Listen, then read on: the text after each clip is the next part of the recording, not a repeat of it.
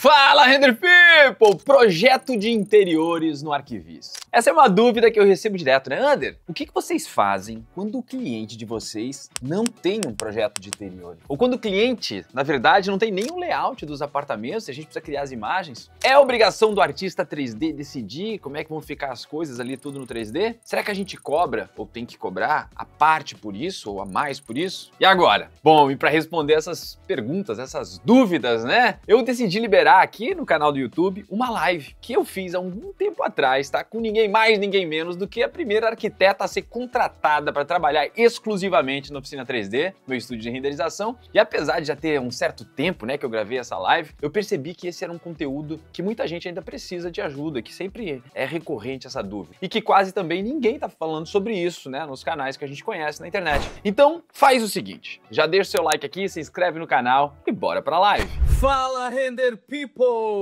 Quando eu, Ander, enquanto também empresa Oficina 3D, percebi que a minha tarefa era resolver o problema do cliente, ou seja, quando ele não tinha um projeto de interiores pronto, no começo eu até ficava meio assim, tipo, poxa, dizia pra ele, tipo, cara, olha, é melhor tu contratar um escritório de design de interiores, alguém que vai projetar isso tudo pra mim, depois me entregue esses projetos que eu vou fazer os 3Ds pra você, tá? Acontece que por anos isso não acontecia, porque na prática, na vida real, a grande maioria dos construtores não tem esse planejamento e essa programação e esse tempo de esperar um escritório conceber um projeto para depois ser feitos os 3Ds em cima daquilo para ser criado um material de venda. Então, mesmo quando eu sugeria, todas as vezes, 100%, para não dizer 100%, porque nada é preto ou branco, né? Tem sempre uma vírgula ali. 99,9999 das vezes eles acabavam não contratando da mesma maneira. Então o que aconteceu? Eu resolvi ter arquitetos aqui dentro para começar a desenvolver os projetos para fazer 3D. Então assim, ó, na oficina 3D hoje, isso acontece o tempo inteiro. O que acontece? A gente chega um projeto sem interiores, projeto arquitetônico, tá? E daí a gente mesmo desenvolve um projeto de interiores com direção para 3D. Então a gente não precisa fazer o detalhamento de como será dentro do armário, por exemplo, mas a gente precisa saber como é que vai ser a frente dele e como é que vai ser o uso dele, obviamente, tudo isso. Só tem menos detalhamento do que para execução, mas ele tem o detalhamento estético para poder ser modelado em 3D e ser entregue, entendeu? Então, assim, o que acontece é que quando eu percebi isso, a gente deu um salto gigante na qualidade, na velocidade das nossas entregas e na satisfação do cliente, tá? E a primeira pessoa de todas que veio trabalhar na oficina 3D fazendo justamente isso, dedicada integralmente a fazer projetos de interiores para os nossos 3Ds, é nada mais, nada menos que a nossa convidada de hoje. Para quem não conhece, essa é a Gia, minha esposa, ela é arquiteta, tá? E ela foi a primeira a trabalhar dedicada a fazer os interiores aqui dos nossos projetos dentro da oficina 3D. Hoje a gente já tem uma equipe com algumas arquitetas, né? E a Gi não tem nem mais tempo de estar aqui dentro também, mas foi ela que começou tudo isso aí, todas essas criações de projetos aqui dentro destinados para os clientes, né? Amor, tu queres falar um pouquinho sobre você? Eu sou arquiteta, sou formada já faz um bom tempo. Na verdade, eu conheci o Ander, eu estava me formando ali. Eu vim trabalhar na oficina em 2013, justamente quando o Ander sentiu essa necessidade, né, de ter um arquiteto aqui dentro para fazer esses projetos. E desde então, né, 2000 e... Desculpa, 2000 e... Eu falei? 2013? 2013. Não sei, eu não lembro. Eu não tenho memória. Não, foi... Talvez antes, não importa.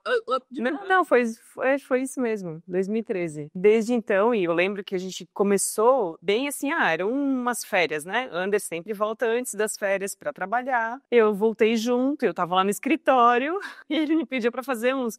Gi, faz uns projetos aí pra gente ver. E o negócio foi dando certo. Na época eu tinha meu escritório e eu tive que deixar o meu escritório porque a demanda começou a ser muito grande. Aí ele me pediu para ficar integralmente no estúdio para fazer os projetos de interiores. Então, o que a gente fazia e o que continua sendo feito, né, é conversado com o cliente perguntado se ele tem ou não tem projeto, mas a grande maioria não tem projeto de interiores. E a gente faz daí esse briefing para saber justamente, saber qual é o estilo, para saber os valores, porque, gente, é muito diferente fazer um projeto de interiores de um apartamento que vai ser vendido por 2 milhões ou um apartamento que é Minha Casa Minha Vida. Então, isso tem que estar muito bem alinhado com o cliente para você ser mais assertivo, com certeza. Então, é conversado, né, com o cliente para saber os valores, o estilo e daí várias outras coisas que o cliente queira nos passar. E daí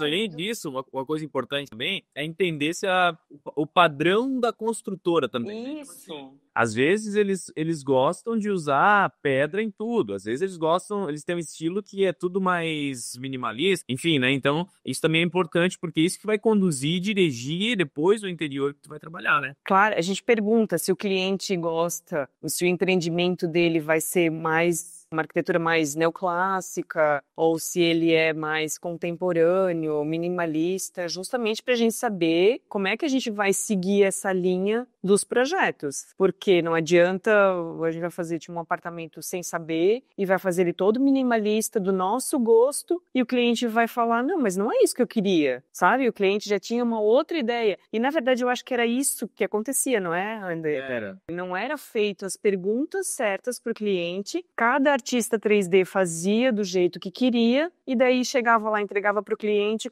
falava, não, mas não é isso, eu não quero isso, muda tudo. Então, gente, é um trabalho muito maior, é um retrabalho, fazer tudo de novo e... Algumas pessoas estão perguntando aqui, ó, justamente sobre isso, sobre assim, ó, e como cobrar isso, como não cobrar. Eu acho que a partir do momento que você consegue se posicionar e cobrar um valor justo pelo que você está entregando, realmente de solução para o cliente, que ele vai usar aquilo como material de venda, vai usar aquilo como uma ferramenta, né? Então é o seguinte, eu acrescentar ao processo fazer do 3D o projeto de interiores simplificado, isso fica bem claro também, é um projeto simplificado, então ele é muito mais rápido de ser feito também, né? Ele é mais barato do que eu não fazer e ter que depois, na produção da imagem, refazer várias vezes. Então, tipo assim, ó, eu sei que é contra-intuitivo dizer que, tipo, poxa, agora eu vou ter que botar mais um projeto aqui no meio e daí vai ficar mais, quanto a mais que eu tenho que cobrar do cliente. Na verdade, fica mais barato, porque fica mais assertivo, fica mais direto, fica mais objetivo. Então, no fim, você tem que cobrar bem pelo seu trabalho. Bem, como você vai resolver esse trabalho, daí é com você. Se você vai fazer tudo sozinho, isso era uma outra coisa. Como eu estudei arquitetura e já trabalhei no escritório de interiores durante muito tempo, eu tinha bastante experiência em decoração, em interiores e tal.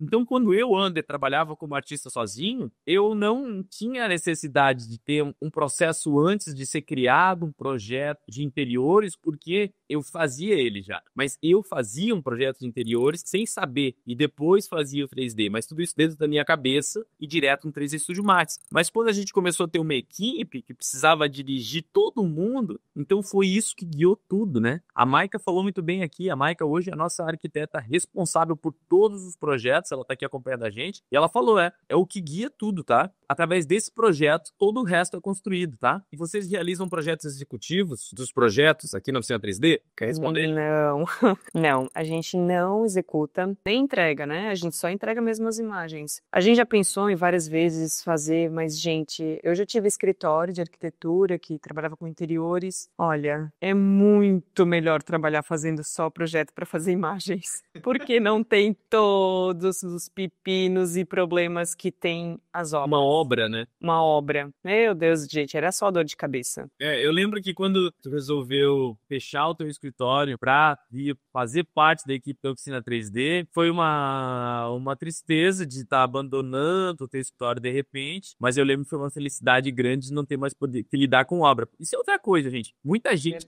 vendo a gente aqui é estudante de arquitetura, é arquiteto, e gosta de arquitetura pelo projeto, gosta da arquitetura por ver aquilo 3D renderizado e pronto e lindo, estudando, gosta dos materiais, gosta de estudar sobre as formas. E não necessariamente você é obrigado a gostar de ir lá na marcenaria. Você não é obrigado a gostar de estar na obra suja. Você não é obrigado a gostar de lidar com todos os fornecedores que dão furo. E tem gente que adora isso também. Eu só tô dizendo que tem gosto para tudo. E se você é um desses arquitetos, existe um nicho que é livre de obras, que é realmente ilustrações em 3D. Então, tipo, eu acho que foi aí. É disso que a gente tá falando, né, Gi? Gente, é realizador tu conseguir fazer um projeto e ver a imagem, ver linda, e o teu cliente aprovar aquilo e colocar num folder e não precisar se estressar com obra, sabe?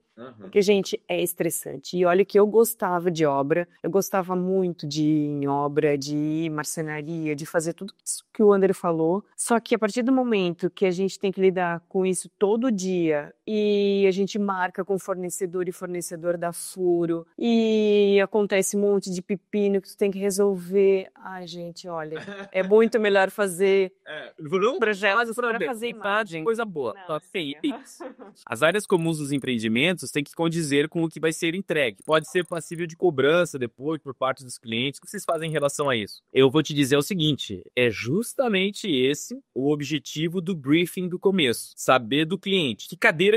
Que tipo de cadeira que tu vai botar no salão de festa? Quanto que tu vai gastar? Quanto tu vai gastar no salão de festa? Olha, salão de festa aqui, para mobiliar ele, eu vou 300 mil reais. Beleza, a gente faz um 3D compatível com gastar 300 mil reais. A gente pergunta para ele que tipo de acabamento está no seu memorial descritivo. Ele vai dizer, nas minhas áreas comuns, eu entrego um porcelanato acetinado de 90 por 90. Ok, então a gente coloca um porcelanato acetinado de 90 por 90 para não dar processo depois. Então, a gente se preocupa muito com isso, tá? A gente justamente deixa tudo isso compatível para que esteja dentro do que o cliente, da expectativa do comprador daquele imóvel para o cliente ter nenhum problema depois, né? Isso é umas coisas que precisam muito ser levado em conta e a gente até tem assim, uns 3D às vezes, tipo assim, ó, Minha Casa Minha Vida, daí tem um hallzinho lá que só cabe uma poltroninha. E daí, de repente, o cara que faz 3D, eu já vi por aí, só bota uma poltroninha mole, Sérgio Rodrigues, só isso. Quando você vê lá a poltroninha do Sérgio Rodrigues, custa 40 mil reais, cara. Tu acha que vai ter uma poltrona daquela? Então, tem que cuidar quando você colocar os móveis lá dentro, justamente ser compatível financeiramente com o que vai ser o projeto. do projeto. Todos os móveis que estão na imagem que vocês fazem são colocados na vida real. Quer falar um pouco sobre isso, Gi? Ou eu posso responder? Não, posso responder. Então, aquilo que o Ander já estava falando antes, a gente tenta sempre ser o mais assertivo possível, tenta seguir o layout do cliente para colocar justamente a quantidade de coisas que ele vai colocar, a quantidade de metros. Importantíssimo, tá? Isso. Na academia tem 2 esteiras e 2 bicicletas, não vai me botar 5 esteiras, 5 bicicletas, depois como é que o cara vai entregar essa academia mobiliada? Isso, e daí as marcas também que o cliente vai usar. Às vezes a gente não coloca marca, coloca uma esteira mais simplesinha, por isso que a gente tem também uma biblioteca vasta de blocos, né? E também a gente tem essa noção de valores de imobiliário. Eu acho que isso é muito importante. Como o Ander falou ali, uma poltrona mole custa 40 mil reais, a gente não vai colocar, às vezes tem ali um estar, alguma coisa, colocar 4 poltronas mole. Gente, é uma coisa que fica meio inviável cliente, né?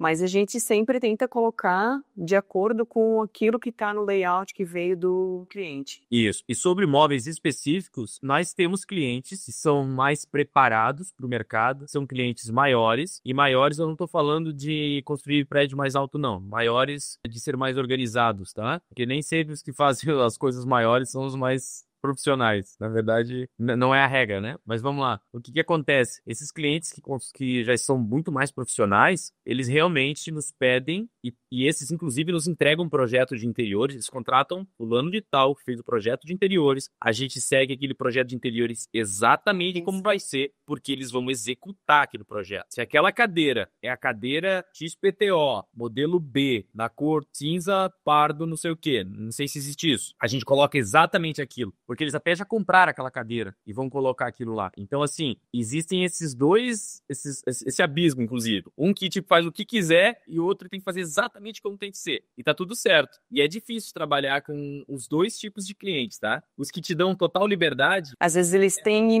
na mente deles alguma coisa, né? E já imaginaram alguma coisa. Mas assim, ó, é muito mais fácil de trabalhar com eles. Porque tu tá livre pra criar. Enquanto os que vêm com tudo pronto, é mais difícil, porque tu precisa seguir exatamente aquilo. Então, assim, mas nos dois tem dificuldades. Eu acho que a ideia geral que eu preciso deixar aqui no final dessa sentença é que, sim, existe a preocupação de colocar o que vai ser feito. Mas não é meramente ilustrativo? Não existe isso, tá, gente? Existe, né? Meramente ilustrativo significa o quê, gente? Poxa, tem 3 espreguiçadeiras na piscina. O cliente vai entregar 3 espreguiçadeiras na piscina. Não vai ser exatamente aquela cor, não vai ser exatamente aquele tecido, talvez, né, aquele... Enfim, é uma representação de uma espreguiçadeira que depois vai ser colocado outra ali. O que não dá pra fazer é colocar 10 espreguiçadeiras e dizer meramente ilustrativo. Quando os caras vão chegar no prédio pronto, tem 2. Isso é uma mentira. Então, quem tem que cuidar disso, na verdade, é o construtor, porque eu não sei quantas espreguiçadeiras ele vai entregar. Eu tenho que perguntar. Ou só simplesmente seguir o layout dele, gente. Porque se ele colocou no layout, é o que ele planejou. Agora, se ele vai entregar o que ele botou no layout, aí o problema é dele, né? E acontece muitas vezes também assim, ou acontecia, mas acho que ainda acontece.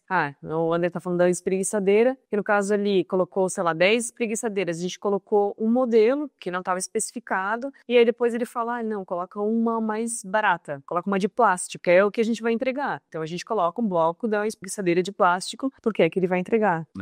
Isso mesmo, ó, tem que pegar o máximo de informação possível do cliente. Existe uma apresentação prévia do projeto arquitetônico antes da modelagem? Não, é tudo muito rápido. É tudo muito rápido. O processo tem que ser... Só pra mim deixar uma coisa clara, tá? Que ela perguntou do projeto arquitetônico antes da modelagem. Gente, a gente não faz projeto arquitetônico. O arquitetônico nos vem pronto. Eu acho que o que ela quis dizer de anteriores. O projeto em 2D, provavelmente, talvez, do interior antes sim, ensinar o 3D.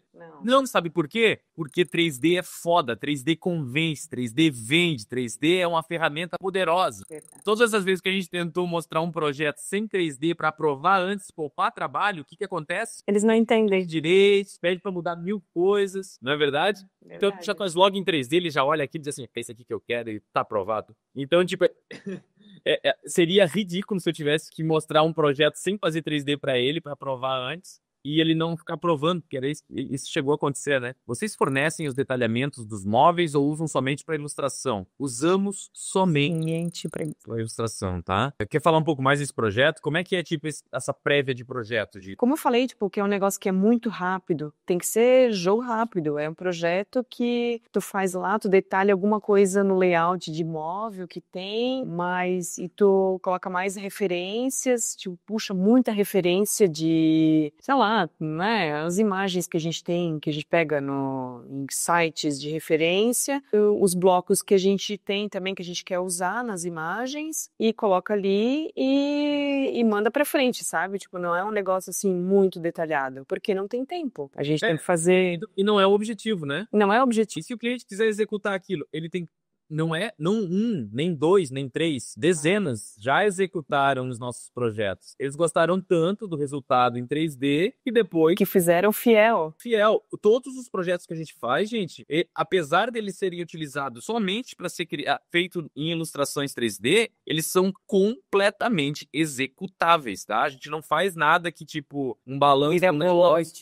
Miraboante. Não, a gente vai fazer coisas que são passíveis de construir, com materiais que existem no mundo real e nos fornecedores que a gente tem acesso. Então a gente vai escolher uma madeira, a gente vai escolher uma que tem no fornecedor, o porcelanato que tem no fornecedor, ou muito parecido pelo menos, porque daí a gente consegue, tipo, o cliente pode achar aquilo no mercado, né? Por isso que é muito importante as referências, usar referências de coisas que existem. Então tu vai entrar num site, tô trabalhando para construtoras brasileiras, tu vai entrar no site daquelas que eles vão comprar os produtos, sei lá, Porto Belo, sabe? Para pegar referência de piso, de porcelanato. Então, assim, tu não vai usar umas coisas muito diferentes, sabe? Então vai conseguir achar no lugar nenhum. E não vai conseguir achar. Só achou num site italiano que acabou de sair, coleção não sei o que lá, tipo, vai usar esse negócio, cara, nunca vai achar isso na vida, né? Mas aí depois, então, se o cara quiser executar, vocês indicam parceiros para eles Gente, daí é por conta do construtor. Eu entreguei a imagem, acabou nossa relação.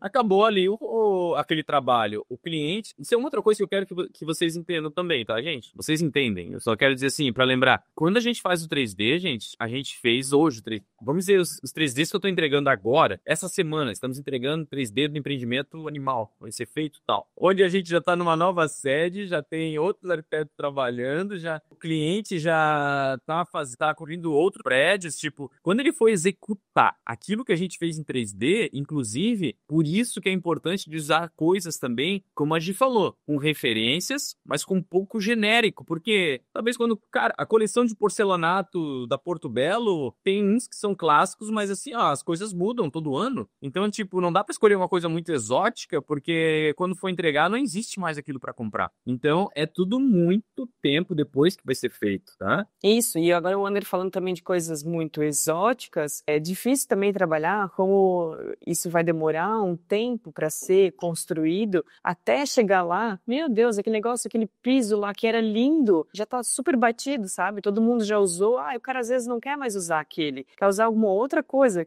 que saiu naquele ano, sabe? Então também é difícil usar uma coisa muito diferente demais, assim. Às vezes poderia ficar legal, mas tá, passa o tempo. É que nem coleção de moda hoje. A arquitetura tá meio assim, né? Design de interiores. Gente, referência. O Ander bate muito nessa tecla. Referência para as imagens, né? 3D, e eu digo também, busquem bastante referências de interiores para fazer os interiores para os seus clientes. E, claro, conversem com eles, né? Para saber, para deixar tudo bem alinhadinho, para saber o estilo da arquitetura dele, para saber quanto ele vai gastar, quanto ele está pensando em gastar nessas áreas comuns. Isso é muito importante. E saber também o padrão do empreendimento do teu cliente, né? Como eu falei ali no começo, é muito diferente um padrão, alto padrão para Minha Casa Minha Vida. Você não vai colocar os mesmos blocos nas imagens de Minha Casa Minha Vida que num alto padrão. Então, isso é muito importante, gente.